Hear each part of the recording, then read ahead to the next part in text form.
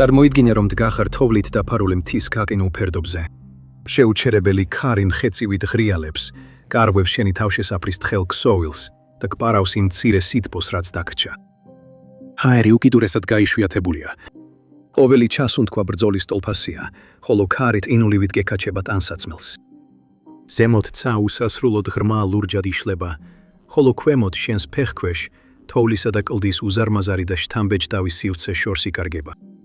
გული სწრაფად გიწემს, როცა ტინულივით ცივდა და იშვიათ ჰაერს ღრმად ისუნთქავ და გრძნობ როგორ აღწევს გამპინავი სიცივე ძვლებში. შემდეგ კიდევ ერთ ნაბიჯს დგამ და მთა კვლავ გიწევს გამოწვევას.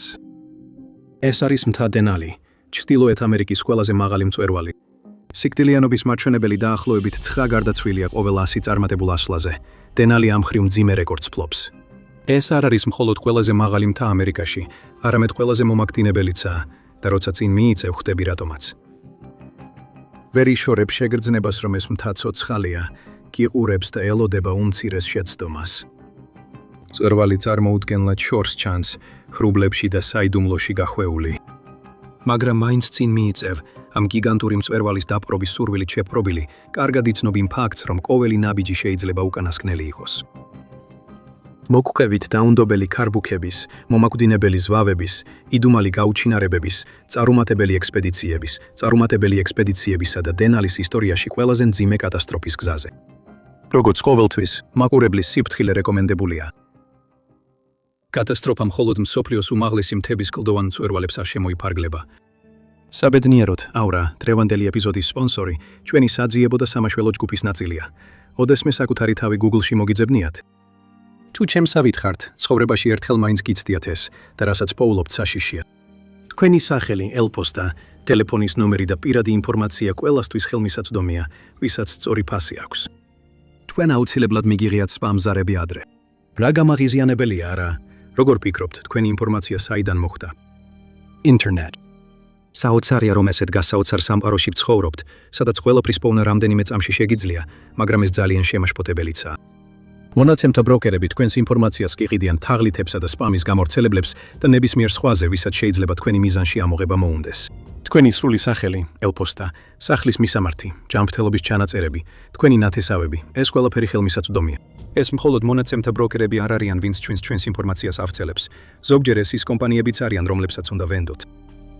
ბოლო დროს AT&T გამოავლინა, რომ 73 მილიონზე მეტი მომხმარებლის ჩანაწერი როგორც არსებული, ასევე ყოფილი მომხმარებლების გავრცელდა ბნელ ქსელში. მათ ურჩევენ დაზარალებულებს გამოიყენონ ძლიერი პაროლები, აკონტროლონ ანგარიშის აქტივობა, განიხილონ საკრედიტო ბიუროებიდან საკრედიტო გატინვა ან თაღლითობის შეტყობინებები. აი რატომ ვიყენებ აურას? აურა მაჩვენებს, რომელი მონაცემთა ბროკერები ყიდიან ჩემს ინფორმაციას და ავტომატურად აგზავნის უარის თქმის მოთხოვნებს ჩემს სახელზე. ჩემი ინფორმაციის გასუფთავება არა მხოლოდ ამცირებს სპამის რაოდენობას, რომელსაც ვიღებ, არამედ მიცავს ჰაკერებისგან, რომლებიც ამ ინფორმაციას გამოიყენებდნენ ჩემი სოციალური მედიის ანგარიშებზე, საბანკო ანგარიშებზე ან სხვა სენსიტიურ ინფორმაციაზე წვდომისთვის. ხო, აურა ყველაფერს ამას ჩემთვის აკეთებს.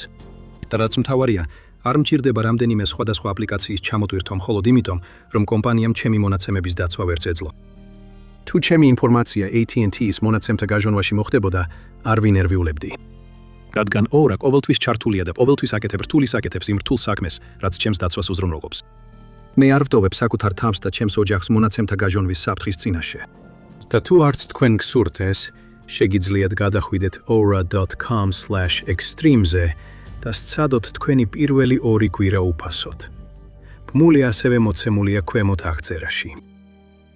თქვათ, თქვენ ხართ გაჭედილი მთის მწვერვალზე, თოვლის ქარბუქში, ზღვისდონიდან 18600 ფუტზე. ესეთი მაღალი სიმაღლეზე ყოველი სუნთქვა ბრძოლას გავს. ქვემოთ არსებული სამყარო დაფარულია მბრუნავი თოვლით და სიცივე თითოეულ უჯრედს გიკბენს.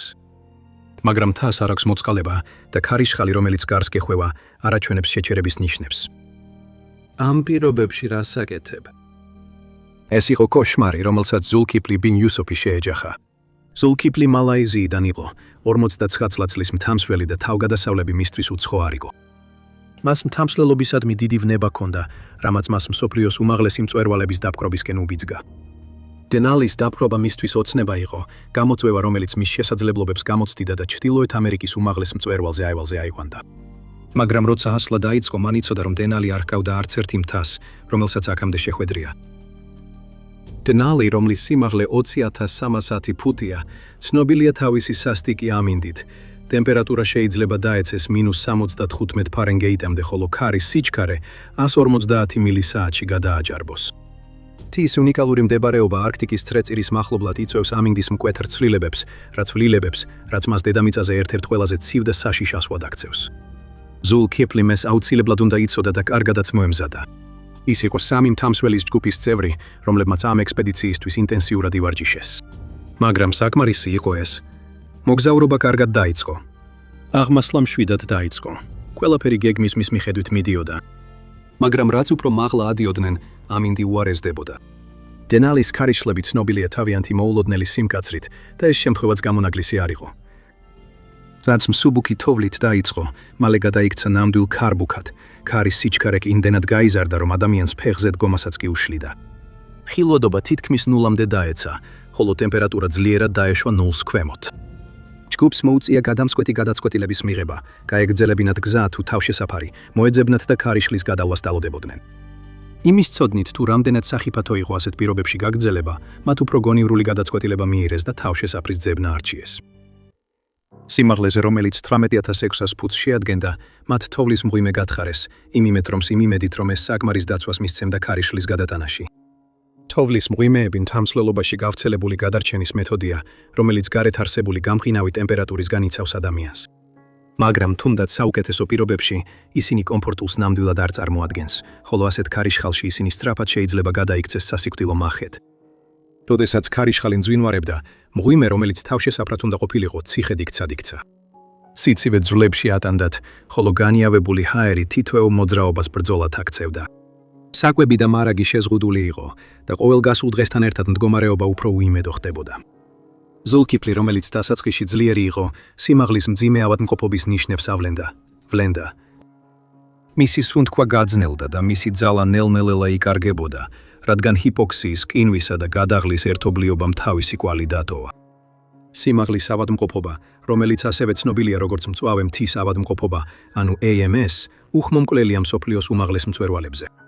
ის შეიძლება დაემართოს ყველაზე გამოცდილ მთამსვლელებსაც კი, იწვევს სიმპტომებს, რომლებიც მერკეობს თავის ტკივილიდან და გულისრევიდან სიცოცხლისთვის საშიშ ფილტვისა და ტვინის შეშუპებამდე, რაც ნიშნავს სითხის დაგროვებას ფილტვებში.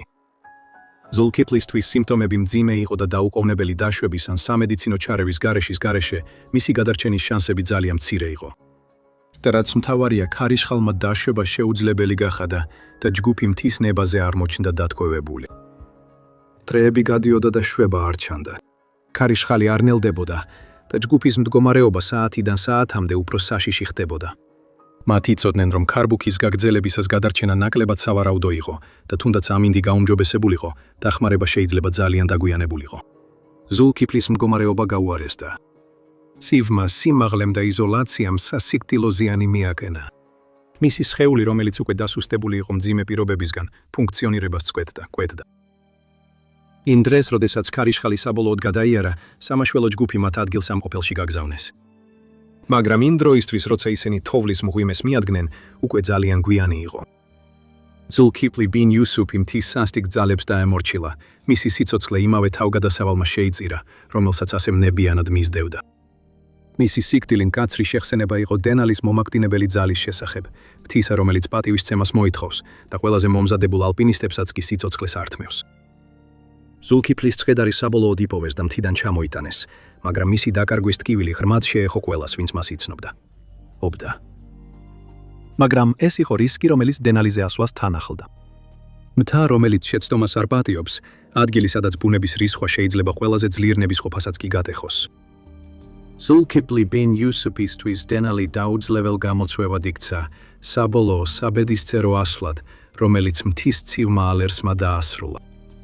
მაგრამ ზულკიპლი ბინ იუსუფი არ ყოფილა პირველი, ვინც დენალის დაუნდობელი პირობების მსხვერპლი გახდა. ნახევარ საუკუნეზე მეტი ხნით ადრე კიდევ ერთი ტრაგედია დატრიალდა, რომელიც სამუდამოდ ჩაიწერა მთის ბნელ ისტორიაში. როდესაც მდგომარეობა კიდევ უფრო მძიმდება, მოდით დავბრუნდეთ წარსულში, 1969 წელს. სამხრეთ კორეელი მთამსვლელების გუნდი, რომელსაც ამოძრავებდა ამბიცია და სურვილი, რომ თავიანთი ქვეყნისთვის სიამაყე მოეტანათ, ყველაზე რთული გამოწვევა აერჩია, რაც კი შეიძლებოდა ენახათ. დენალის მწვერვალზე ასვლა, რომელიც იმ დროს მაკ-კინლის მთად იყო ცნობილი. 20,300 ფუტის სიმაღლის მწვერვალი მათი მიზანი იყო. ეს მთა თავისი ძლიერი ამინდითა და საშიში რელიეფით ყველაზე გამოცდილ მთამსვლელებსაც კი გამოცდას უტარებს. ის, რაც დიდების ძიებად იწყება, შეიძლება გამარჯვებად გაგრძელდეს ან სწრაფად გადაიქცეს სასოწარკვეთილ ბრძოლად გადარჩენისთვის. საკითხი სერიოზული იყო, მაგრამ გუნდს ხელმძღვანელობდა მიზანდასახული ქო სანგ-დონ, პირველი კორეელი, რომელმაც ევერესტის მწვერვალს მიაღწია. ეს ნიშნავდა, რომ გუნდი მზად იყო გამკლავებოდა მთის ნებისმიერ გამოწვევას. სავსე იმედითა და მიზანდასახულობით, სამხრეთ კორეის გუნდი ალასკაში 1969 წლის მაისში ჩავიდა. მათი გეგმა ამბიციური იყო, ან შეიძლება ითქვას, გულუბრყვილოც კი. მათ დაგეგმეს დენალის მწვერვალზე ასვლა რთული და იშვიათად მსტარი დასავლეთის ნეკნის მარშრუტით, თანაც სეზონის დასაწყისში, როცა მთის პირობები ყველაზე არაპროგნოზირებადი იყო. ეს მარშრუტი ცნობილია თავისი მკვეთრი დაქანებით, საშიში ყინულით და მუდმივად არსებულ ზვავების საფრთხით. ჯგუფი კარგად იყო მომზადებული, ან ასე სჯეროდათ მათ. აღჭურვილნი იყვნენ უახლესი აღჭურვილობით და აღძრულნი ეროვნული სიამაყის გრძნობით. ჯგუფი შედგებოდა გამოცდილი მთამსვლელებისგან, მათ შორის პარკ ჰუნ კიუ, ჩუ იონგი, ქო სანგ-დონი, ალი ილკიო და ჰარი მარინაკისი. ისინი არაფერს ტოვებდნენ შემთხვევის იმედად. აქაც შეგიძლიათ ნახოთ გუნდი, ძიმე აღჭურვილობაში გახვეული, მათი სახეები თითქმის არ ჩანს სათვალეების და ყინვით დაფარული ნიღბების მიღმა. აღმასვლა ძალიან რთული იყო. გუნდი ებრძოცა ძლიერ ქარებს, ყინვიან ტემპერატურას და მაღალ სიმაღლეზე განზავებულ ჰაერს. მაგრამ ისინი მაინც აგრძელებდნენ გზას, მათი სული მოტივირებული იყო მწვერვალზე ასვლის სურვილით. და მესმის ეს. წარმოიდგინე, იწყებ ცხოვრებისელ მოგზაურობელ მოგზაურობას, მისიას, რომელიც არამხოლოდ ჩრდილოეთ ამერიკის უმაღლესი მწვერვალის დაპყრობას გულისხმობს, არამედ შენი ქვეყნისთვის პატივისა და აღიარების მოტანასაც. როდესაც ექსპედიცია წინ მიიწევდა, მთამსვლელები აწყდებოდნენ იმ სირთულეებს, რასაც ელოდნენ. მოულოდნელი ამინდი, დამღლელი აღმასვლები და იშვიათი ჟანგბადით ღარიბი ჰაერი, რომელიც თითოეულ ნაბიჯს განძლეობის გამოცდად აქცევდა. თუმცა გუნდი მაინც აგრძელებდა გზას, მათი განწყობა ამაღლებული იყო, რადგან მწვერვალს ნელ-ნელა უახლოვდებოდნენ. მაგრამ როცა მწვერვალს მიუახლოვდნენ, მთამ თავისი ნამდვილი დაუნდობელი ბუნება გამოავლინა. 1979 წლის 29 მაისს, რამდენიმე კვირიანი დაუღალავი ცოცვის შემდეგ, ქო სანგ-დონმა, ალი ილკიომ და პარკ ჰუნ კიუმ საბოლოოდ დენალის მწვერვალს მიაღწიეს. ეს იყო ტრიუმფის მომენტი, მათი უნარისა და მიზანდასახულობის დასტური. მათ ეს შეძლეს, მიაღწიეს ჩრდილოეთ ამერიკის უმაღლეს წერტილს, რასაც ძალიან ცოტა ადამიანი მიაღწია. მაგრამ მთა ჯერ კიდევ არ იყო მათთან დამთავრებული. როდესაც დაშვება დაიწყეს, ამინდი, რომელიც მანამდე შედარებით ცივი და ყინვიანი იყო, მკვეთრად გაუარესდა. ძლიერმა ქარმა და სწრაფად დაცემულმა ტემპერატურამ დაშვება კოშმარად გადააქცია. ჯგუფი სასტიკი ქარიშხლის შუაგულში აღმოჩნდა და პირობები თითქმის აუტანელი გახდა. სამივე მთამსვლელი ძალა გამოცლილი იყო, მათი სხეულები ასვლისა და ძლიერი სიცივისგან დასუსტებული.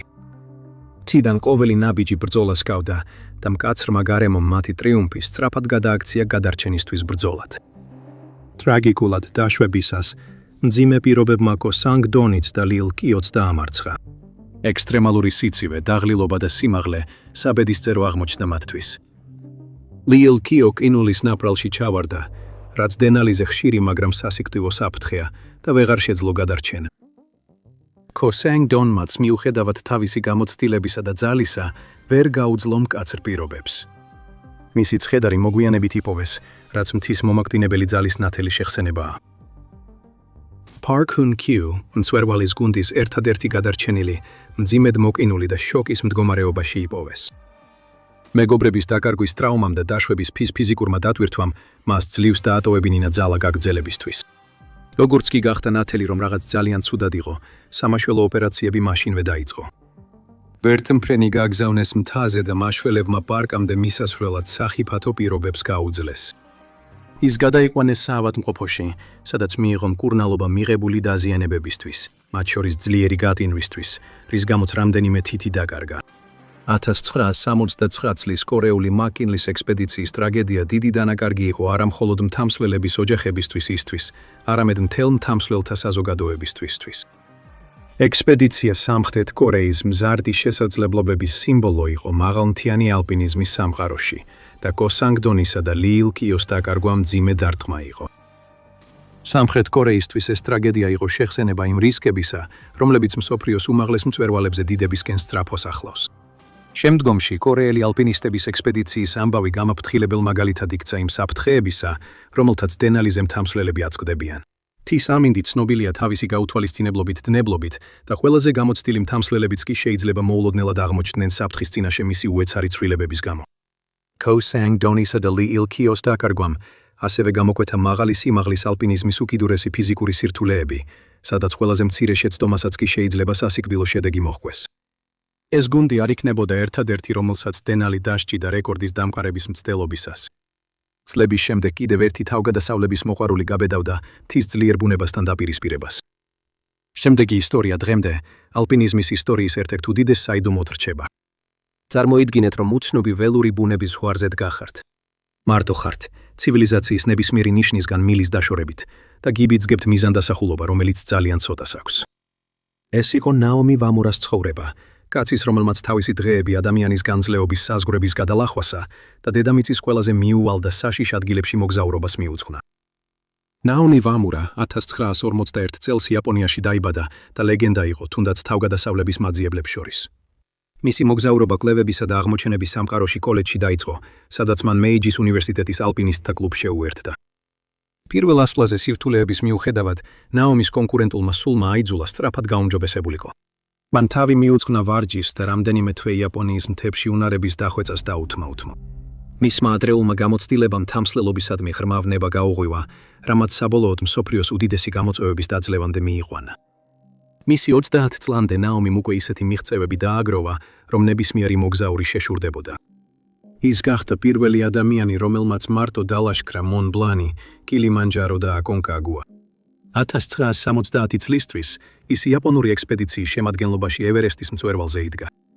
თუმცა სწორედ მისი სოლო მიღწევები იყო ის, რაც მას სხვებისგან გამოარჩევდა. 1970 წლის აგვისტოში ნაომიმ ისტორია შექმნა, როდესაც გახდა პირველი ადამიანი, რომელმაც დენალის ჩრდილოეთ ამერიკის უმაღლესი მწვერვალის, ცნობილი როგორც მაკინლის მთა, სოლო ასვლა დაასრულა. მისი სისწრაფე და მიზანდასახულობა იმ ასვლაზე, როდესაც მხოლოდ 8 დღეში მსუბუქი ზურგჩანთით მიაღწია მწვერვალს, კიდევ უფრო განამტკიცა მისი რეპუტაცია როგორც მსოფლიოს ერთ-ერთი უდიდესი მთამსვლელისა. მაგრამ ნაომის ამბიციები მთამსვლელობას სცდებოდა.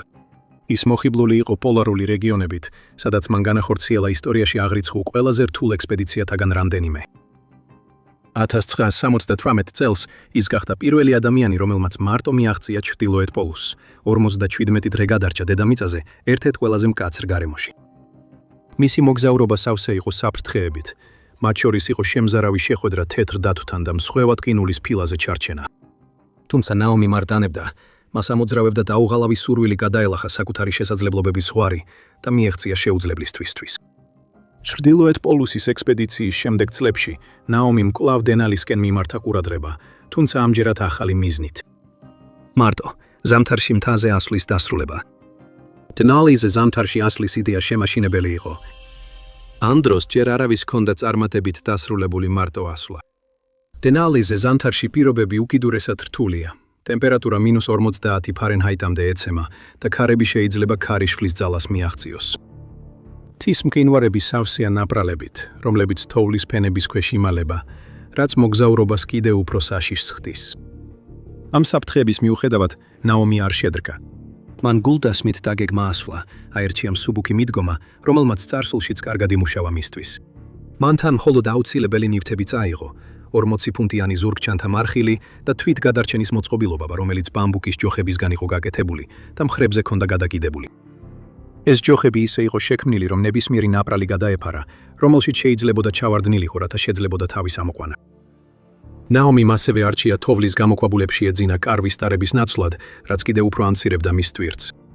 მისი სტრატეგია სარისკო იყო, მაგრამ ნაომი დარწმუნებული იყო საკუთარ შესაძლებლობებსა და გამოცდილებაში. მან ასვლა დაიწყო 1984 წლერვლის თებერვლის დასაწყისში და 12 თებერვალს დენალის მწვერვალს მიაღწია, რითაც გახდა პირველი ადამიანი, ვინც ეს ზამთარში სოლო რეჟიმში შეძლო. ეს იყო მონუმენტური მიღწევა, ნაომის უნარისა და მიზანდასახულობის დასტური. მაგრამ ზეიმი ხანმოკლე აღმოჩნდა. 13 თებერვალს ნაომიმ რადიოთი შეტკობინება გადასცა იაპონელ ფოტოგრაფებს, რომლებიც მთაზე გადაფრინავდნენ და ადასტურა, რომ მწვერვალს მიაღწია და 18,000 ფუტზე ეშვებოდა. ეს იყო ბოლო შემთხვევა, როცა ვინმე მისგან რაიმე მოისმინა. შემდეგ დღეებში შეშფოთება გაიზარდა, რადგან ნაომის საბაზო ბანაკში აღარ გამოჩენილა. მის საძებნელად თვითმფრინავები გაგზავნეს, მაგრამ ძლიერი ქარი და ცუდი ხილვადობა ძებნის პროცესს აფერხებდა. 15 თებერვალს 16600 ფუტის სიმაღლეზე მოკლედ შენიშნეს ვიღაცა, ვინც როგორც ჩანს, ნაომი იყო. მაგრამ როცა ამინდი საკმარისად გაუმჯობესდა საფუძვლიანი ძებნისთვის, მისი კვალი აღარ იყო. თოლმა დაფარა ყველა კვალი და მინიშნება, ხოლო სხვა მთამსვლელების მიერ დატოვებული მარაგების საწყობები ხელუხლებელი დარჩა. სამაშველო ჯგუფები საბოლოოდ გააგზავნეს და 26 თებერვალს 14000 ფუტის სიმაღლეზე მათ იპოვეს თოვლის მღვიმე, სადაც ნაომი ასვლისას დარჩენილიყო. შიგნით მათ მისი დღიური აღმოაჩინეს, რომელმაც მისი ბოლო დღეების შემზარავი სურათი წარმოაჩინა. ნაომიმ აღწერა მძიმე პირობები, რომელშიც აღმოჩნდა. ტემპერატურა -40 ფარენჰაიტამდე ეცემოდა, ის ხევებში ვარდებოდა და ძალების შენარჩუნებისთვის იბრძოდა. ამ სირთულეების მიუხედავად მისი დღიურის ჩანაწერები ოპტიმისტური იყო, სავსე იმ სიმღერებით, რომლებსაც ის მღეროდა, რათა განწყობა შეენარჩუნებინა. მაგრამ ერთ-ერთმა ბოლო ჩანაწერმა აჩვენა, როგორი ზიანი მოქონდა ამ მოგზაურობას. ნეტავ თბილ საძილე თომარაში მეძინოს. რაც არ უნდა მოხდეს, მე მაკკინლის დავიბრობ. ნაომის სხეული არასოდეს უპოვიათ. ხელისუფლების აზრით, ის შეიძლება ჩამოსვლისას ჩამოვარდა, ან უკიდურეს პირობებს ემსხვერპლა. მაგრამ მისი გაუჩინარების შესახებ ბევრი თეორია არსებობს. ზოგიერთი ვარაუდობს, რომ ის შეიძლება ნაპრალში ჩავარდა, სხვები კი ფიქრობენ, რომ იგი ზვაუმა დაფარა. რაც უდავოა, დენალი თავისი სილამაზითა და საფრთხეებით მსოფლიოს ერთ-ერთ უდიდეს ავანტიურისტს შეეწირა. როგორც ამ ტრაგიკული ისტორიებიდან ვნახეთ, დენალი ის მთა, რომელიც პატივის წემას მოითხოვს. მაგრამ რა არის ის, რაც ამ მწვერვალს ასე მომაგდინებელს ხდის? მიუხედავად იმისა, რომ ის მსოფლიოში ყველაზე მაღალი არ არის, დენალი ხშირად ითვლება ერთ-ერთ ყველაზე საშიშ მთა დასასვლელად და ამისთვის კარგი მიზეზიც არსებობს. მთის უკიდურესად მძიმე ამინდი, მოულოდნელი ზვავები და სახიფათო რელიეფი ერთად ქმნის მომაკვდინებელ გარემოს მთამსვლელებისთვის. პირველი საფრთხე, რომელსაც მთამსვლელები დენალიზე აწყდებიან, მისი უკიდურესი ამინდია. ალასკის შიდა ნაწილში მდებარე დენალი ექვემდებარება წარმოსახვად ყველაზე მკაცრ ამინდებს. მთის გრძედი ამაში მნიშვნელოვან როლს ასრულებს, რადგან ის ჩრდილოეთიდან ჩამოსულ ცივ არქტიკულ ჰაერის მასებს აწყდება. თამსვლელობის სეზონშიც კი, რომელიც მაისიდან ივლისამდე გრძელდება, ტემპერატურა შეიძლება -50 გრადუსამდე დაეცეს, განსაკუთრებით მაღალ სიმაღლეებზე. ეს ტემპერატურები სიცოცხლისთვის საშიშია, რადგან რამდენიმე წუთში შეიძლება გამოიწვიოს მოკინვა და მსგავსი მარტივი ამოცანებიც კი წარმოუდგენლად რთული გახდეს. თამსვლელები ხშირად აწყდებიან ქარებს, რომლებიც შეიძლება ქარიშხლის ძალას მიაღწიოს, რაც მთაზე ასვლა სტიქიასთან ბრძოლად აქცევს. დენალის ამინდი ცნობილია თავისი უკიდურესი არაპროგნოზირებადობით. რაც შეიძლება დაიწყოს როგორც ნათელი დღე, სწრაფად გადაიქცეს სასიკვდილო ქარიშხლად, როცა ხილვადობა ნულამდე ეცემა და თოვლი სწრაფად გროვდება. ეს ქარიშხლები შეიძლება დღეები გააგრძელდეს, რის გამოც მთამსვლელები თავიანთ კარვებში აღმოჩნდებიან გამომწყვდეულები, მარაგები უმცირდებათ და სიცივეს ებრძვიან. მიუხედავად იმისა, რომ დენალი მსოფლიოს უმაღლეს მწვერვალებზე დაბალია, მისი სიმაღლე მოტყუებით რთულია. მთის ჩრდილოეთ მდებარეობა იმას ნიშნავს, რომ ჰაერი უფრო იშვიათია, ვიდრე იგივე სიმაღლეზე მსოფლიოს სხვა ნაწილებში. თამსვლელები ხშირად აღწერენ ამ გამოცდილებას ისე, თითქოს ისინი ბევრად უფრო მაღლა არიან, ვიდრე სინამდვილეში არიან, რაც ასვლას განსაკუთრებით დამღლელს ხდის. აკლიმატიზაცია აუცილებელია და მთამსვლელებს რამდენიმე დღე ან თუნდაც კვირა უნდა გაატარონ შუალედურ ბანაკებში, რათა მათი ორგანიზმი ჟანგბადის ნაკლებობას შეეგუოს. სიმაღლის ავადმყოფობა მუდმივი საფრთხეა, რომლის სიმპტომები მერყეობს თავის ტკივილიდან და გულისრევიდან, სიცოცხლისთვის საშიშ მდგომარეობებამდე, როგორიცაა მაღალი სიმაღლის ფილტვის შეშუპება ან მაღალი სიმაღლის ტვინის შეშუპება, ACE. ეს მდგომარეობები შეიძლება მოულოდნელად განვითარდეს და სასიკვდილო იყოს, თუ დაუყოვნებლივ არ იმკურნალეს. ყველაზე რთული ის არის, რომ მთაზე მკურნალობის შესაძლებლობები უკიდურესად შეზღუდულია. დენალის რელიეფი კიდევ ერთი ფაქტორია, რომელიც მას ასეთ საშიშს ხდის. მთა ძლიერია გლაციებით დაფარული, უზარმაზარი მყინვარები მის ზედაპირს დიდწილად ფარავს. ამ მყინვარებში უამრავი ნაპრალია, ყინულში ღრმა ბზარები, რომლებიც ასობით ფუტის სიღრმის შეიძლება იყოს. ეს ნაპრალები ხშირად თხელი თოვლის ფენითაა დაფარული, რის გამოც მათი დანახვა თითქმის შეუძლებელია, სანამ უკვე გვიან არ გახდება. ნაპრალში ჩავარგნა სასიკვდილო შეიძლება იყოს და თუ კი მთამსვლელი გადარჩა, იქიდან ამოსვლა თითქმის შეუძლებელი ამოცანაა. დენალის სასასვლელი მარშრუტები მოიცავს ციცაბო ყინულოვან ფერდობებს, განსაკუთრებით პოპულარული დასავლეთის ბუტრესის მარშრუტი, სადაც მთამსვლელებს უსაფრთხოებისთვის ფიქსირებული თოკების გამოყენება სჭირდებათ. თუმცა მიუხედავად ამ სიფრთხილის ზომებისა, ასვლა უკიდურესად რთულია, განსაკუთრებით ცუდი ამინდის პირობებში, როცა ყინული მოლიპული ხდება და საშიში ხდება. საფრთხეს კიდევ უფრო ზრდის დენალის იზოლაცია. მთა მდებარეობს ალასკის ველურ ბუნებაში, შორს ნებისმიერი დიდი ქალაქისა თუ საავადმყოფოსგან. ამ იზოლირებულ ადგილას, საგანგებო სიტუაციის შემთხვევაში, სამაშველო ოპერაციებს შეიძლება საათები ან თუნდაც დღეები დასჭირდეს, სანამ მთამსვლელებს მიაღწევენ. სამაშველო ოპერაციებისთვის ხშირად იყენებენ ვერტმფრენებს, მაგრამ მათი მუშაობა ძლიერ დამოკიდებულია ამინზე. თუ პირობები ცუდია, რაც ხშირად ხდება, მაშველებს შესაძლოა ვერ შეძლონ დროულად მიაღწიონ გაჭედიულ მთამსვლელებთან.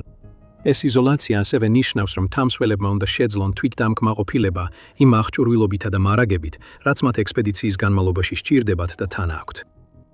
ფიზიკური მოთხოვნები უზარმაზარია. მთამსვლელები როგორც წესი ატარებენ მძიმე ზურგჩანთებს, რომელთა წონა 60-დან 67 ფუნტამდეა და თან სრიალებენ აღჭურვილობით დატვირთულ მარხილებს. ამ ყველაფერს კი რთულ რელიეფზე გადაადგილებისას აკეთებენ. ფიზიკური დატვირთვის, უკიდურესი სიცივისა და მაღალი სიმაღლის კომბინაცია ყველაზე გამოცდილ მთამსვლელებზეც კი მძიმედ მოქმედებს. დენალის სასიკვდილო კომბინაცია, უკიდურესი ამინდი, მაღალი სიმაღლის გამოწვევები და სახიფათო რელიეფი წლების განმავლობაში ბევრ სიცოცხლეს შეეწირა.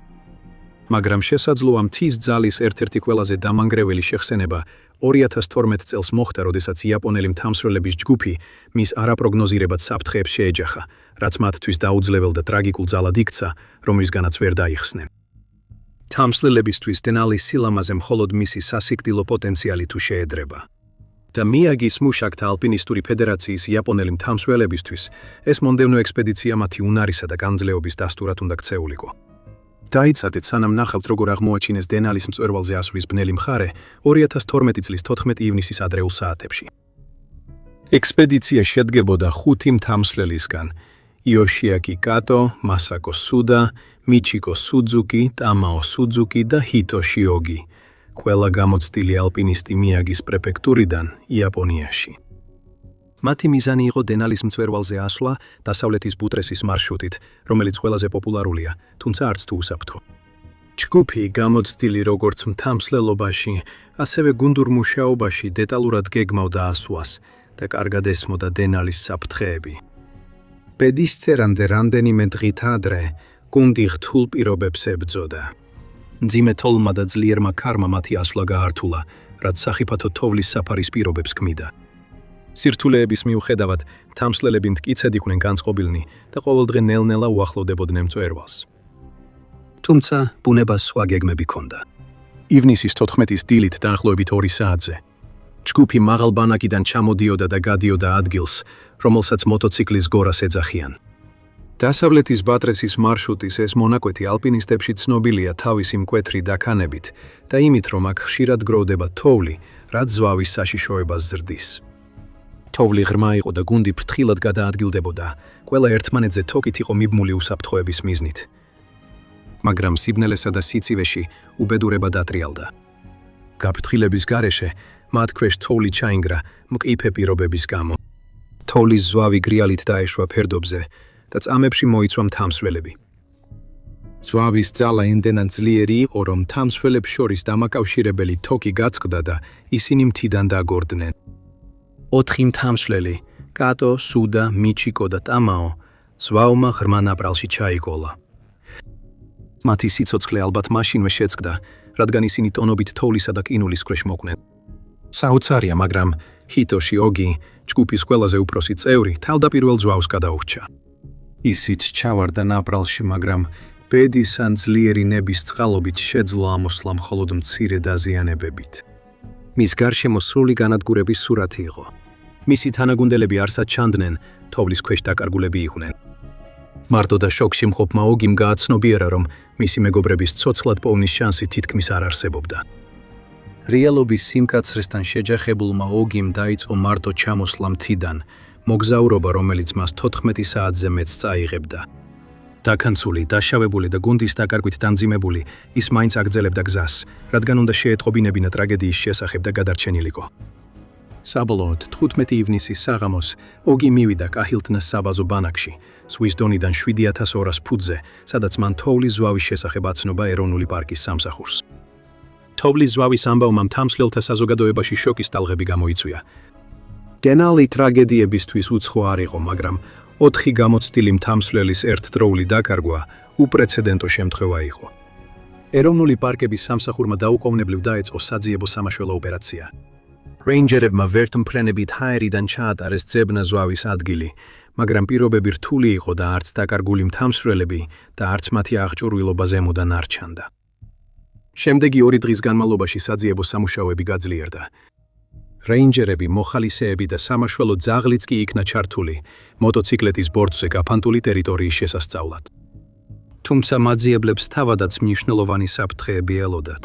ზვავის პირობები კვლავ არსებობდა და არამდგრადი თოვლი ოპერაციას უკიდურესად სახიფათოს ხდიდა. 16 ივნისს ძებნა ოფიციალურად შეწყდა. გადაწყვეტილება მიიღეს მას შემდეგ, რაც აღმოაჩინეს მთამსვლელებს შორის დამაკავშირებელი გაწყვეტილი, თოკის ბოლო ასევე გატინული და შეკუმშული თოვლი და ტყინული ნაპრალში, სადაც ოგი ჩავარდა. შემდგომი გათხრა ძალიან სახიფათოდ მიიჩნიეს და ვარაუდობდნენ, რომ კატოს, სუდას, მიჩიკოსა და ტამაოს ცხედრები სამუდამოდ მთაში დარჩებოდა დამარხული.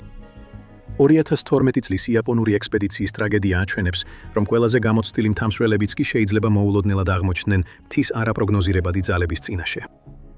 მაგრამ მთის საფრთხეები მხოლოდ დიდ ჯგუფებს არ ეხება. მარტოხელა მთამსვლელებიც უზარმაზარ რისკებს აწვდებიან ამ ყინულიან ფერდობებზე.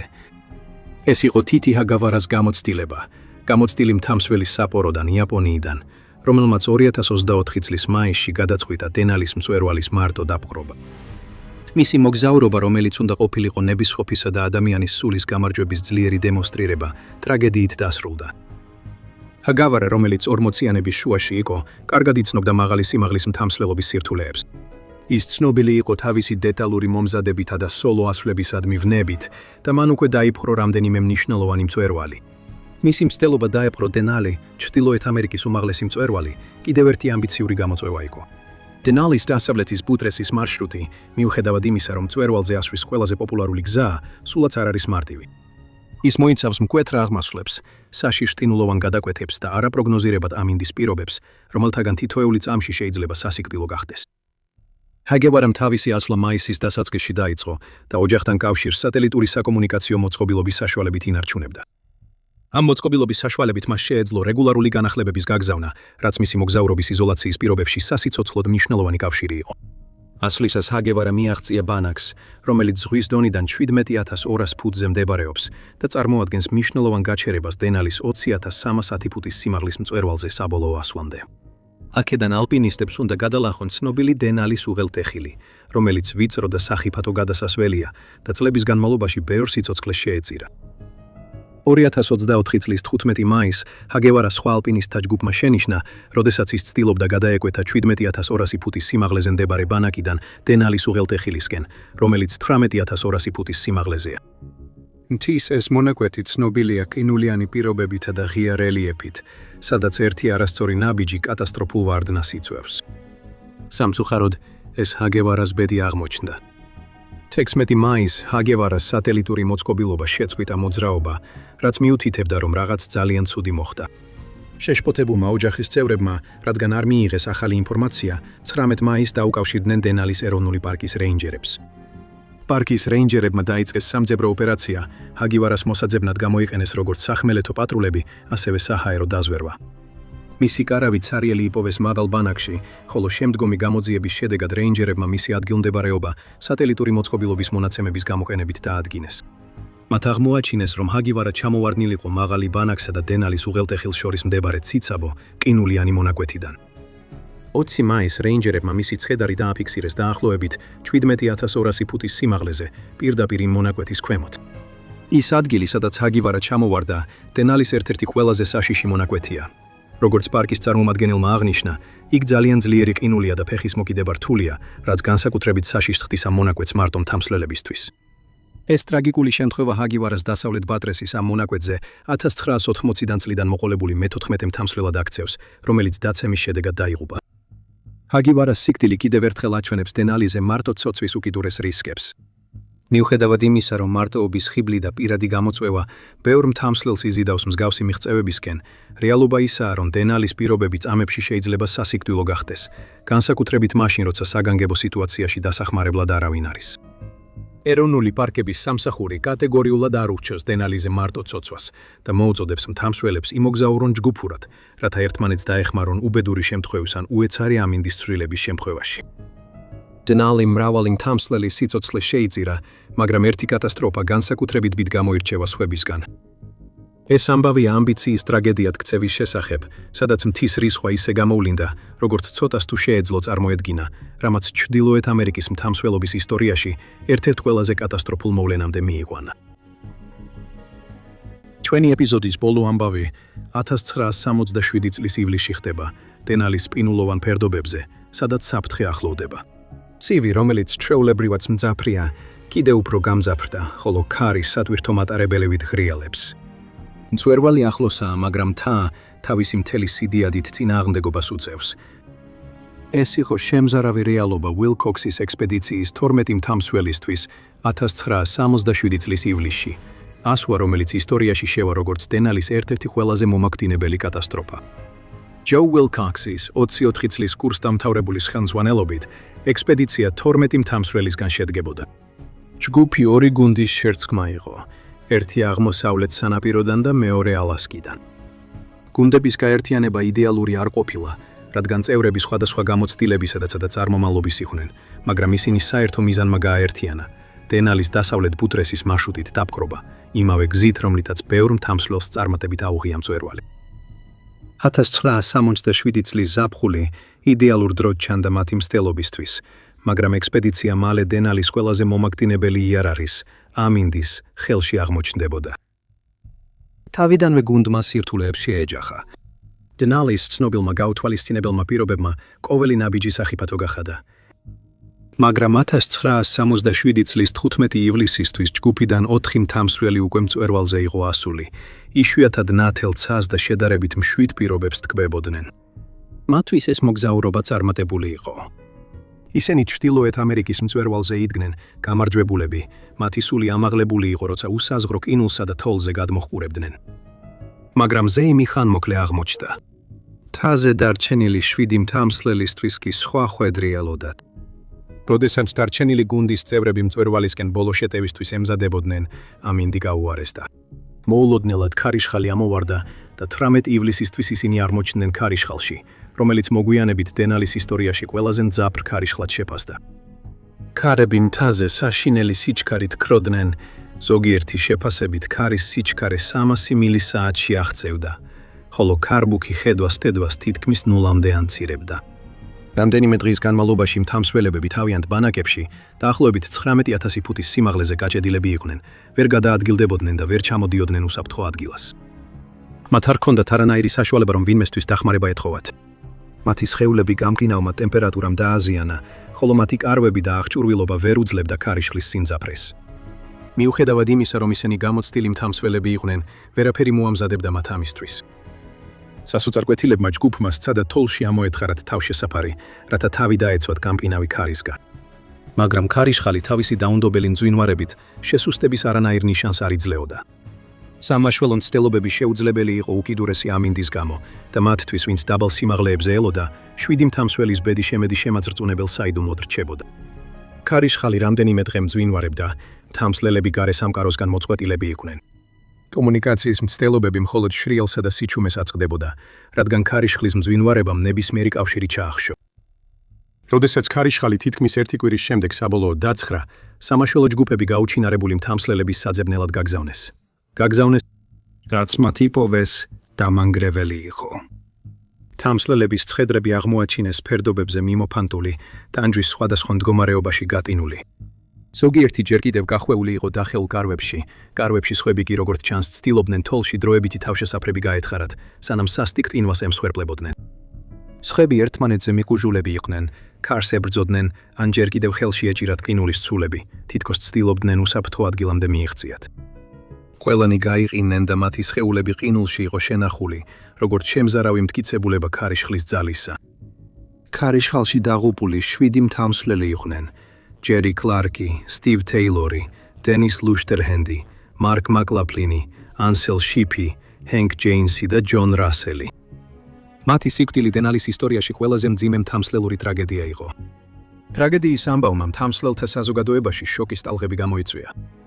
ჯო ვილკოქსი, ექსპედიციის ლიდერი, ამ მძიმე გამოცდას გადაურჩა და შემდეგ პერიოდში მკაცრი დაკვირვებისა და კრიტიკის წინაშე აღმოჩნდა. ზოგი მას ტრაგედიაში ადანაშაულებდა, კითხვისთვის ნიშნის ქვეშ ატენებდა მის ლიდერობასა და გუნდის მიერ მიღებულ გადაწყვეტილებებს. მაგრამ ვილკოქსი და სხვა გადარჩენილები აღნიშნავდნენ, რომ ქარიშხალი მოულოდნელი იყო და არანაირი დაგეგმვა ვერ შეამცირებდა მის შედეგებს. მოგვიანებით ბევრი მთამსვლელობის ექსპერტი დაეთანხმა, რომ ქარიშხლის სიმძლავრე აღემატებოდა ყველაფერს, რისი წინასწარ გათვალისწინებაც ან გადატანაც შესაძლებელი იქნებოდა. მაშინაც კი გამოცდილ მთამსვლელებს, რომლებიც უკეთესი აღჭურვილობითა და ტექნოლოგიით იყვნენ უზრუნველყოფილნი, გაუჭირდებოდათ ასეთი პირობების გადატანა. ამ 7 მთამსვლელისთვის ეს უბრალოდ იმას ნიშნავდა, რომ არასწორ დროს, არასწორ ადგილას აღმოჩნდნენ. 1967 წლის ვილკოქსის ექსპედიცია დენალის ისტორიაში ერთ-ერთ ყველაზე ბნელ თავად რჩება. მაგრამ ყველა ეს ისტორია, რომელიც გაგიზიარეთ, ხაზს უსვამს იმ თხელ ზვარს, რომელიც გამარჯვებასა და ტრაგედიას, სიმამაცესა და კატასტროფას შორის გადის ამ მომაკვდინებელ მთაზე. დენალის სახიფათო ფერდობებზე ყოველი გადადგმული ნაბიჯით მთამსვლელებს ამ მთის საფრთხეებთან უწევთ შეჭიდება. მაშ, როცა რისკები ცნობილია, როგორ ფიქრობთ, რა უბიძგებს ადამიანებს კლავ და კლავ დაბრუნდნენ დენალის ძლიერ რელიეფზე? მინდა თქვენი აზრი კომენტარებში მოვისმინო. მადლობა ყურებისთვის და შემდეგ ვიდეოში შევხვდებით. დარჩით მამაცები და იცხოვრეთ გამბედავად.